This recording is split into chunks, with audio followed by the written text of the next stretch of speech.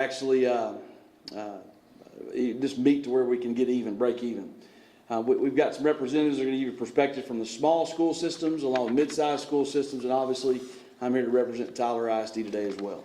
Thank you for coming. We're going to turn it over to Brandon Enos from Cushing ISD to give his perspective. Thank you very much. Dr. Brandon Enos, Cushing ISD, lead learner, proud superintendent. Our costs in Cushing have gone up 17% since 2019. Since that time, we haven't seen any increase in the basic allotment. It's necessary if we're going to maintain the same level of education we have, that do go up to meet the inflation. As was already said, we need $7,100. $7,100 per student is what's necessary.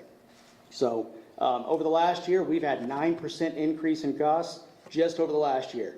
If something doesn't change, we won't be able to afford to maintain the quality education we have.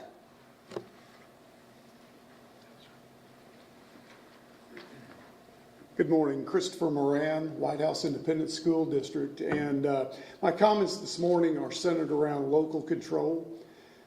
East Texas schools are strong because of the local control and the ability for each school board to make decisions that are best for their district. As legislators work to decide how to fund our public school system, we urge them to keep this in mind, because as they make decisions and as they pigeonhole districts with percentages that have to be spent on teacher pay, we recognize that our teachers need to be paid more.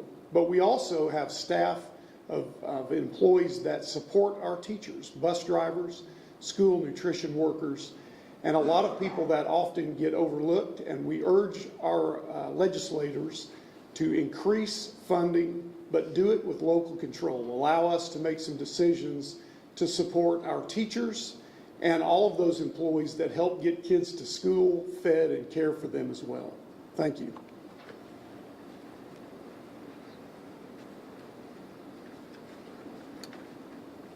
I'm Stan Surratt, Superintendent of Lindo ISD.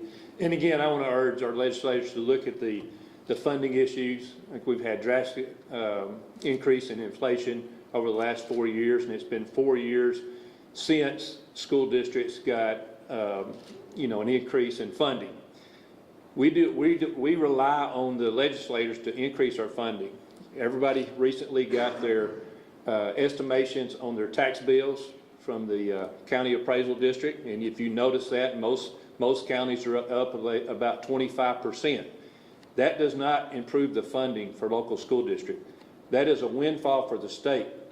And so we're asking the legislators to take that windfall and improve school funding. 4 years ago, there was a drastic increase that was desperately needed, around $1,000 per WADA. And this year, they're talking about $90 per WADA. That's really an embarrassment. And our legislators need to look at that. Let's improve school funding. Let's help teachers and all school employees.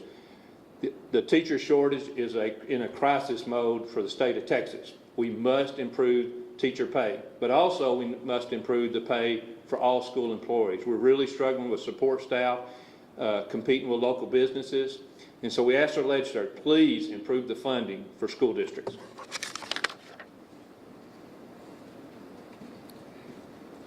Steve Cluxton, Superintendent of Pine Tree ISD. Sometimes I don't think everybody understands how school funding works. If you put it simple, if you take a cup, you get a cup of money for each kid. And that's for each kid that shows up each day. If they don't show up, we don't get it.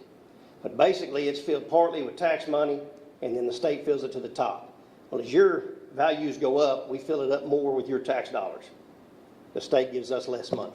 So there's no inflation factor in our business. And so as everything goes up, we have to figure out where we cut in order to do that. The teacher shortage is real. The destruction of the family unit is real. Kids not going home to stable homes, that's becoming a bigger problem. Those things they have a lot more needs.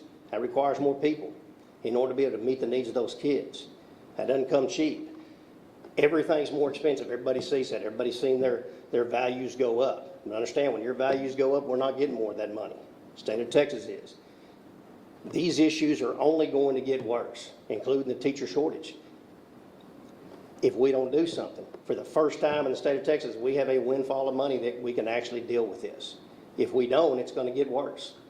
There's also a lot of COVID money we got from the federal government. That ends after this year. If they're going to hold off for 2 years, this problem's going to be more expensive in 2 years than it is today. I'm a taxpayer.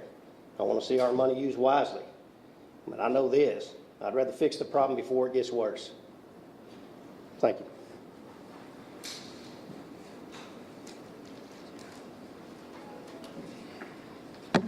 So I'm Henry Bell with the Tyler Area Chamber of Commerce, and I'm speaking for all business today. It is crucial to the business community as we go forward, as we grow, as we even maintain that we have good public school systems in the East Texas region.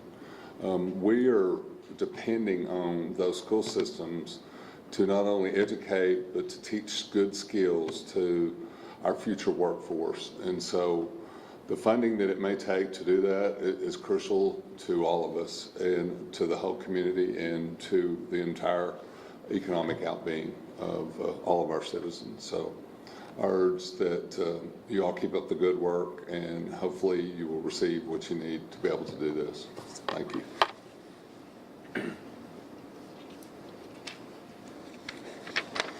I want to thank everyone for participating just now.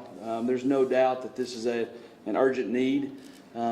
This is a coordinated effort among media markets across the state of Texas at this very moment. So those in Lubbock, those in Dallas-Fort Worth, those in Austin, San Antonio, and Houston, along with other media markets in Texas, are making this call to legislators on May Day, May the 1st, to make sure that they understand that the concern that's happening. We have great representation here that does listen to us in East Texas, but they're just a portion of that, and that's why this is a coordinated effort across the state to tell them that we are very appreciative of what they've been able to do to this point in their budget proposals, but it's not nearly enough.